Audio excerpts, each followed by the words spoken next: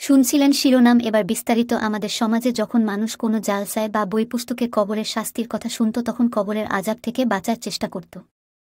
আমাদের নিয়মিত reporter Muhammad rookie জানান, সাধারণ মানুষের মাঝে কবরের বাস্তব আজব গুজব দিনের দিন ছড়িয়ে পড়ছে। কিছু আলেম এমনভাবে হাদিস থেকে কবরের আযাবের আলোচনা করে, সাধারণ মানুষ শুনেই ভয় ভীতি নিয়ে ইবাদত করতে থাকে। আবার কিছু আলেম আছে যারা কুরআন থেকে আলোচনা করে বলেন কবরে কোনো আযাব হবে না। সাধারণ মানুষ শুনে বিপাকে পড়েছে, যে হাদিসের দলে যাব নাকি কুরআনে দলে যাব। চলুন আমরা শুনি কবরে আযাব হবে এমন আলোচনা।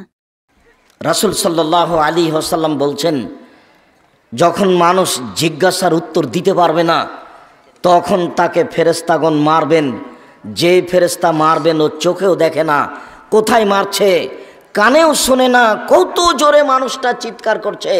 অথচ আল্লাহ রাসূল বলছেন এসি হো সায়হা, এত জোরে বাপরে মারে করে চিৎকার করে, ইয়াসমু মা বাইনাল মাশরিক ওয়াল মাগরিব ইল্লা সাকালাইন, সারা পৃথিবীর জীবজন্তু কীটপতঙ্গ পদার্থ জড় পদার্থ 50,000 কোটি কিলোমিটার দূরে যা আছে সেই জীবজন্তু কীটপতঙ্গ পশু প্রাণী বস্তু জড়বস্তু সব কিছু শুনতে পায় তার চিৎকার, কিন্তু মানুষ এবং জিন শুনতে পায় না। হাদিস বুখারী মুসলিম। আপনাকে আমি বুঝাতে পারবো কবর কি জিনিস। মানুষের নাগালের বাইরে, মানুষের আয়ত্তের বাইরে ভিন্ন ধরনের জগৎ কবর। রাসূল সাল্লাল্লাহু আলাইহি সাল্লাম বলেন, মারাইতু মানজারাল কাতল কাবরাজা মিনহু, আমার জীবনে দেখিনি কোনো দৃশ্য যেটা কবরের চেয়ে আশ্চর্য হতে পারে। মুহাম্মদ সাল্লাল্লাহু আলাইহি সাল্লাম বলেন, আমার জীবনে আমি যেটা দেখেছি তাতে সবচেয়ে আশ্চর্য ভিন্ন ধরনের ব্যতিক্রম জায়গা হচ্ছে কবর। কবরের মতো আমি আশ্চর্য জায়গা দেখি না, এ কথা মুহাম্মদ সাল্লাল্লাহু আলাইহি সাল্লাম বলেন। তার চিৎকার সব কিছু শুনতে পাই। এই কবরটার চিৎকার শুনতে পাচ্ছে, এই সামিয়ানা, এই বাল্বটা, এই মাইক, এই কাপড় চুপড় সব কিছু তার চিৎকার শুনতে পাচ্ছে। বাপরে মারে করে চিল্লাচ্ছে মায়ের কারণে, কিন্তু মানুষ এবং জিন শুনতে পায় না। তাহলে আমরা বুঝতে পারলাম এই আলেমের আলোচনা শুনে কবরে আযাব কঠিন ভয়াবহ হবে। এবার আমরা শুনব এমন কিছু আলেমের আলোচনা যারা বলেন কবরে কোনো প্রকার আযাব হবে না। চলুন আলোচনা শুনি।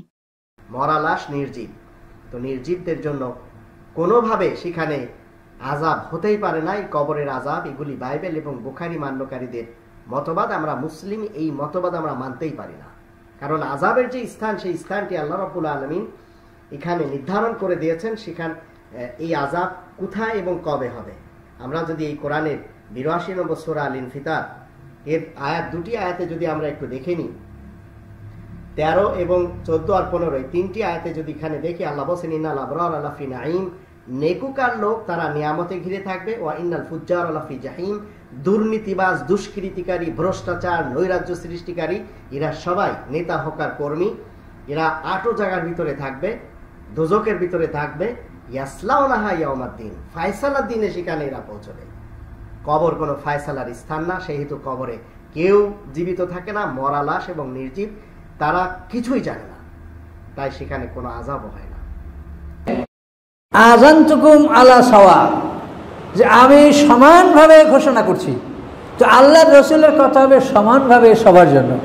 এখন কবর আযাবের শত শত হাদিস আছে, এ সবই বেচারা মুসলমানের জন্য।